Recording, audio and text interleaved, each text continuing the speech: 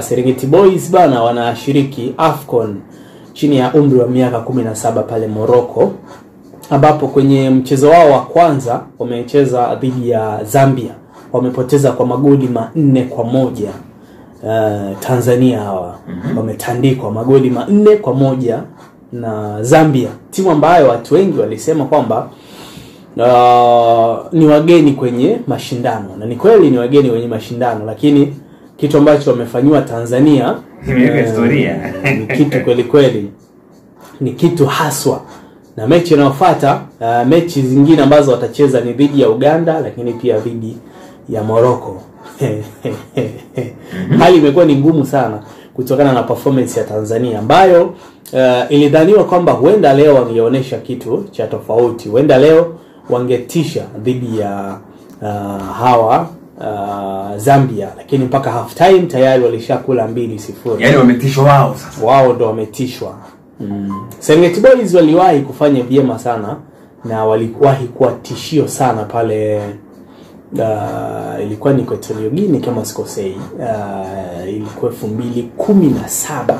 Serengeti Boys ambayo ilibeba wachezaji ambao nawafahamu sasa hivi, akina Dickson Job, akina Kibwana Shomari, akina Twalibu Msheri, kitu kama hicho, akina ilikuwa pia golikipa Ramadhani Kabwili. Walikuwa wachezaji ambao Kibabage sasa hivi kina nani, yani ilikuwa ni tishio haswa. Umeona bana? Yeah, kwa hiyo mambo yalikuwa ni mazuri sana. Lakini katika hatua nyingine tena, timu nyingine ya Tanzania ambayo nayo imecheza, hii ni mashindano ya UEFA chini ya miaka 18, ambapo wanasema ni Women Under 18 Friendship Cup 2025, ambapo imecheza na Lebanon, si ndio? Bana wa Lebanoni wametandikwa goli 1 na vijana wa Kitanzania, wanawake chini ya umri wa miaka 18, si ndio bana?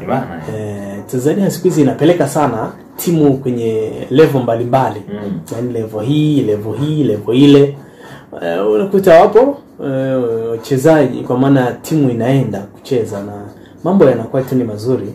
Na hii ndio furaha ambayo taifa kama taifa tunajivunia kwamba huku mnashiriki AFCON hii ya vijana, AFCON ya vijana level hii, AFCON ya wakubwa, kule mnashiriki wanawake hivi na hivi, mnashiriki beach soccer, futsal na nini na kadhalika, na mambo yanakuwa ni moto, si ndio? Lakini wakati huo timu ya wanawake pia futsal imefanya mazoezi, inaendelea na mazoezi kwenye uwanja wa kambi ya jeshi.